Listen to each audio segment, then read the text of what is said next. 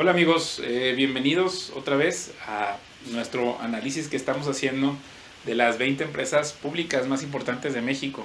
Y pues ya estamos a punto de acabar, ya vamos en la tercera, que es Grupo México. Aquí pues quiero poner su producto más conocido o reconocido, pero Grupo México no nada más es una empresa minera, es una empresa de infraestructura que ya tiene concesiones carreteras, tiene vías ferroviarias y bueno, claro que tiene la producción, es uno de los primeros productores de cobre y de subproductos del cobre, me parece que deben ser zinc, y también producen oro y plata. Entonces, pues vamos platicando acerca de ellos, ¿no? No es nada más una empresa de commodities, aunque bueno, pues no sé, los trenes son una especie también como de, pues es un modo de transporte, pero es una especie como de monopolio regional, ¿no? Porque no puede haber muchas empresas ferroviarias en la misma región, sino que les van dando concesiones y esas concesiones pues tienen ese derecho de explotación sobre ese modo de transporte, ¿no? Entonces, la empresa pues no la funda, digamos que nace este señor Jorge Larrea Ortega en 1912, pero para 1900 ya existía la predecesora de Grupo México que se llamaba Azarco, y ellos estaban desarrollando una mina que se llamaba Santa Eulalia y una fundición en Chihuahua. Entonces este señor nace en 1912 y él empieza como un contratista pintor en la Ciudad de México y forma una empresa que se llama TMM, Transportación Marítima Mexicana. En 1941, la verdad es que el tema de la historia de esta familia pues es muy, digamos, ellos no se han dedicado a darle mucha difusión a su historia de vida, entonces no tenemos mucha información para hacer como la historia, pero sí podemos ver el desarrollo de la empresa, cómo se fue haciendo más grande.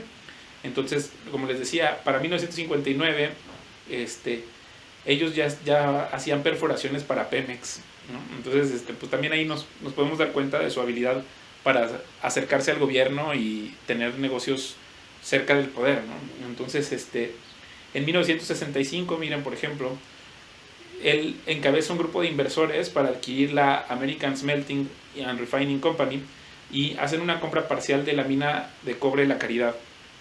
Entonces, ¿por qué? Porque cambió la ley mexicana y entonces esta ley restringía la participación extranjera y entonces ellos adquieren este 34% de esta mina y le cambian la denominación a Industrial Minera México.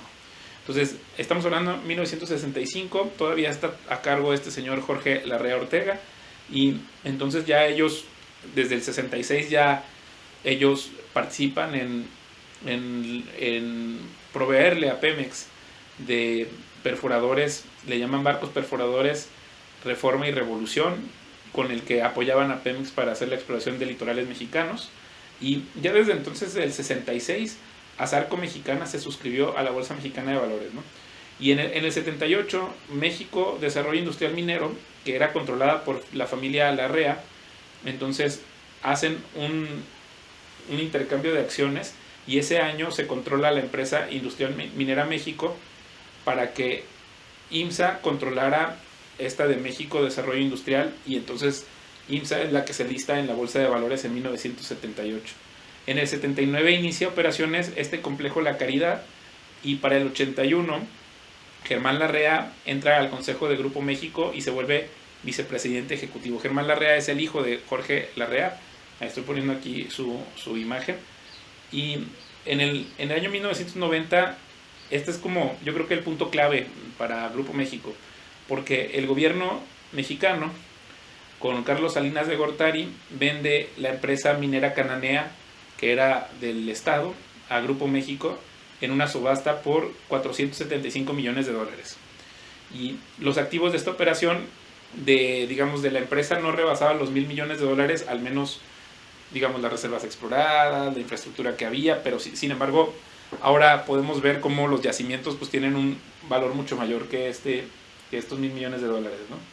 Entonces ya Germán Larrea se convierte en presidente del Consejo de Administración, presidente y director general a los 53 años en 1994 y inicia operaciones una planta en La Caridad Y en el 97 es cuando esta empresa empieza a adquirir concesiones de la línea de ferrocarril Pacífico Norte, Chihuahua Pacífico y Nacosari Nogales, y para el 98 nace Ferromex. Y en el 99 el padre de Germán Larrea, Jorge Larrea Ortega, fallece a los 87 años de edad, y Germán Larrea entonces ya queda como presidente ejecutivo a los 58 años de edad.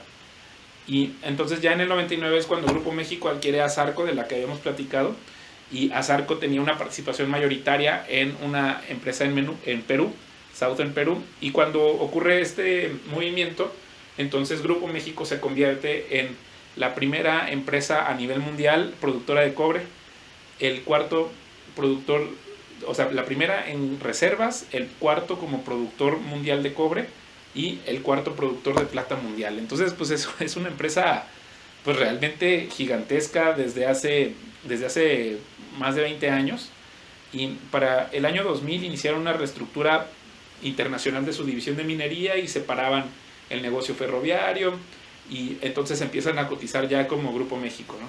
Entonces, Grupo México desde el 2004 compra la parte mayoritaria de Southern Copper Perú, que tenía a Sarco, y entonces ya ellos hacen una fusión entre Southern Copper y Minera México para dar lugar a Southern Copper Corporation, listándolo como la compañía minera más importante de México y Perú.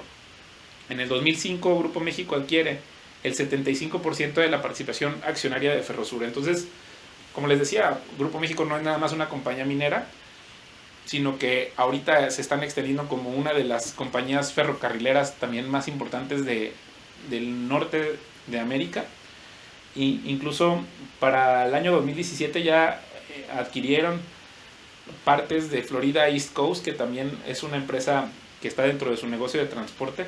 Entonces, pues les digo, es una empresa minera, es una empresa de transportes, y tiene también una parte donde agrupan el tema de ingeniería, ¿no? Ingeniería para administrar sus concesiones carreteras. Entonces, el modelo de negocio pues es de esa manera. Yo, por ejemplo, aquí en esta diapositiva donde les muestro es, por ejemplo, vamos viendo, ¿no? Uno de los temas que sea una empresa minera, y sobre todo de cobre, pues no son metales preciosos, sino que son materiales, digamos materias primas que ya entran también en el tema de los commodities. Y entonces, pues obviamente una empresa, por muy grande que sea, no controla el precio de ese commodity, ¿no?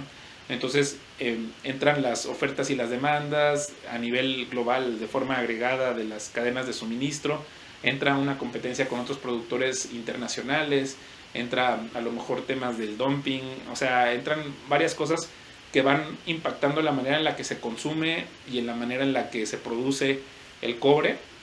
Por ejemplo, Chile es un gran productor también de cobre importante, y esas variaciones en el precio internacional del cobre van a afectar el resultado de Grupo México. Entonces, por ejemplo, aquí podemos ver cómo una libra de cobre, yo hice aquí un ajuste, ¿no? Entonces, hace 10 años valía $4 a dólares de hoy, y el día de hoy, o bueno, a finales de 2020 se vendía en $2.90.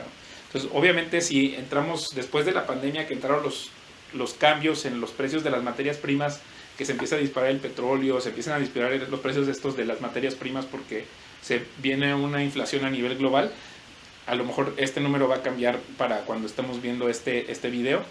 Pero vean, por ejemplo, haciendo un ajuste, cuánto han ellos cambiado su productividad. Aquí está producción real, millones de libras de cobre, CU es cobre, es 1.400 millones de libras de cobre al año es lo que producía Grupo México hace 10 años.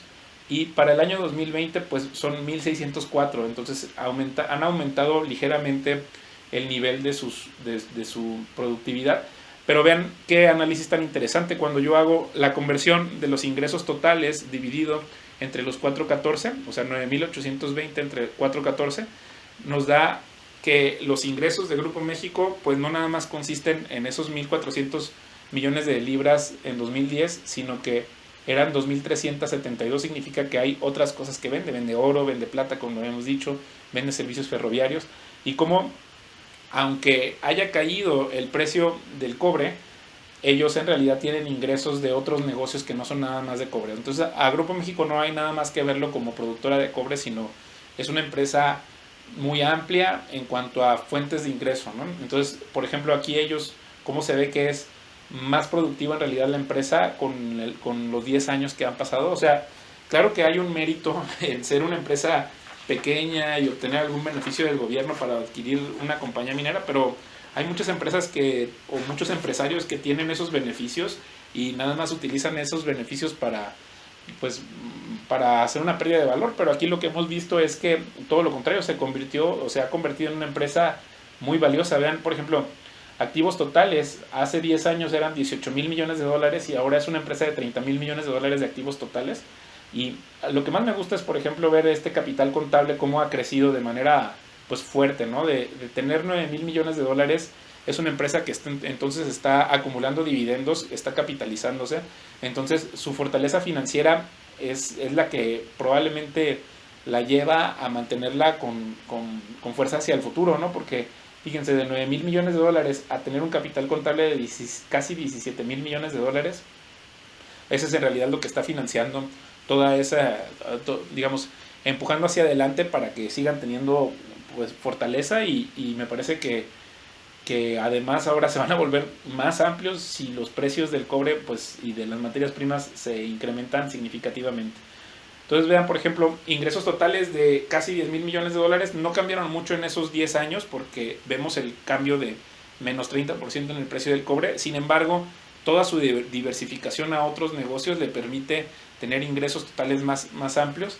Y bueno, a mí me parece muy interesante esta empresa, me parece que es digna de analizar, sobre todo convertirse de una empresa minera que sea dependiente nada más de materias primas a diversificarse para mantenerse, para mirar hacia el futuro, me parece que es muy interesante.